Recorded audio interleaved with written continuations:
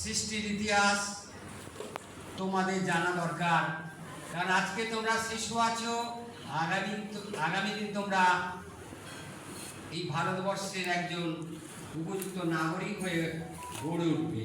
সেই জন্য পশ্চিমবঙ্গের ইতিহাস জানা তোমাদের এখন থেকে একান্ত প্রয়োজন। আজকে যে পশ্চিমবঙ্গ দিবস আমরা পালন করছি, এই পশ্চিমবঙ্গ জন্ম হয়েছিল 1947 সালে। 1947 সালের জন্ম হয়েছিল, কিন্তু 20 জুনটাকে আমরা কেন জন্মদিবস হিসেবে পালন করছি এটা আমাদের জানতে হবে।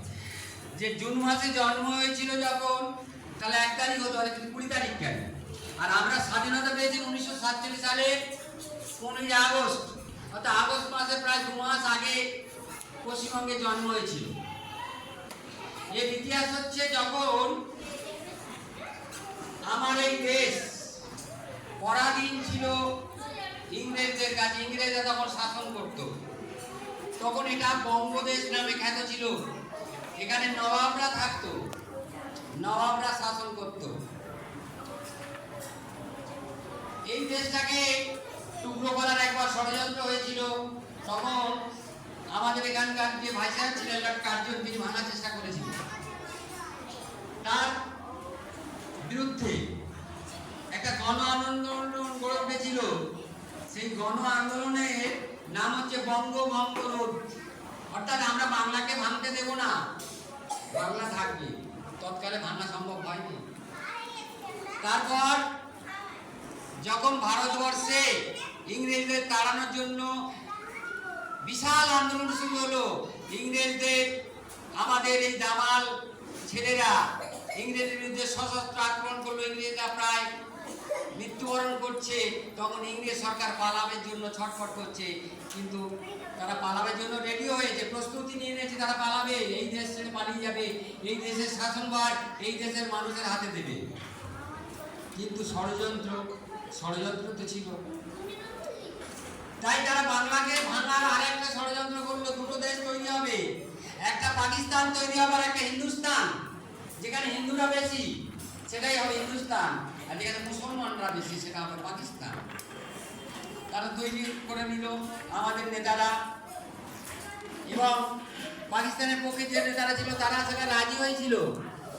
রাজি হওয়ার পরে ভাগ হবে, কিন্তু বাংলা কি হবে? তখন বাংলার জন্য ভাগ শুরু হয়ে গেল। বলা হলো, বাংলায় যে অংশে মুসলমান মানুষরা বেশি থাকবে সেটা পূর্ববঙ্গ হবে, অর্থাৎ এখন যেটা বাংলাদেশ। আর পশ্চিম অংশ যেটা হিন্দুরা বেশি থাকবে সেটা পশ্চিম বাংলা হবে। এই হলো পশ্চিম বাংলার জন্ম ইতিহাস। তার আগেও খানিক ইতিহাস।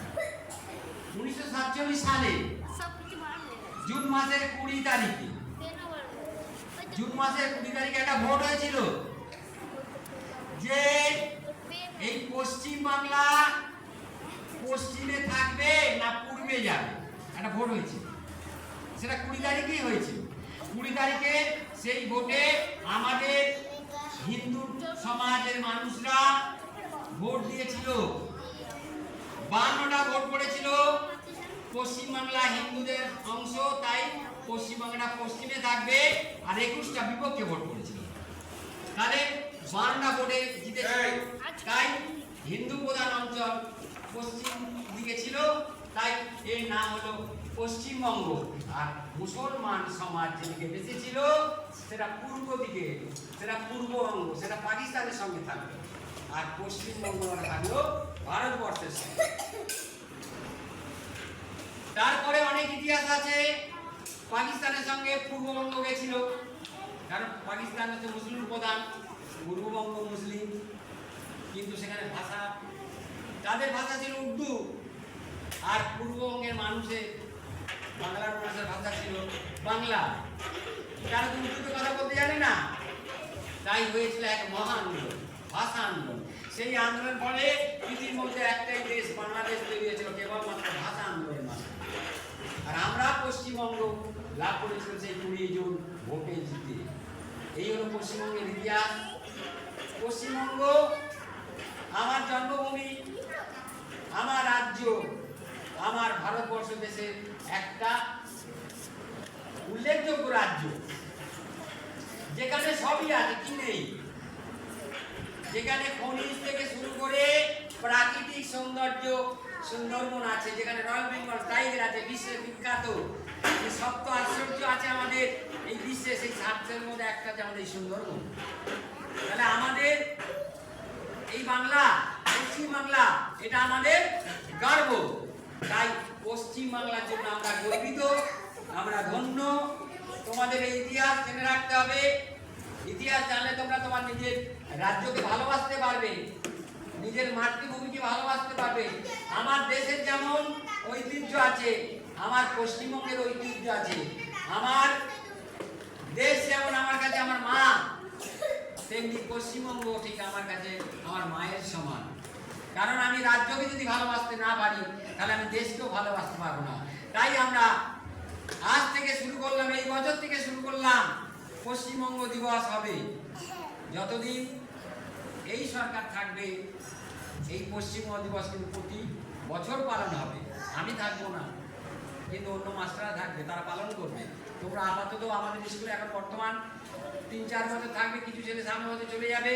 কিন্তু যে স্কুলে যাক না কেন, যে কলেজে যাক না কেন, যেখানেই পড়ুক না কেন, তাকে পশ্চিমবঙ্গ দিবস প্রতি বছর 20 তারিখে পালন করতে হবে। এই বলে আমি আমার বক্তব্য শেষ করছি। তোমাদের সকলকে ধন্যবাদ জানাচ্ছি সুষ্ঠুভাবে বক্তব্য শোনার জন্য। নমস্কার।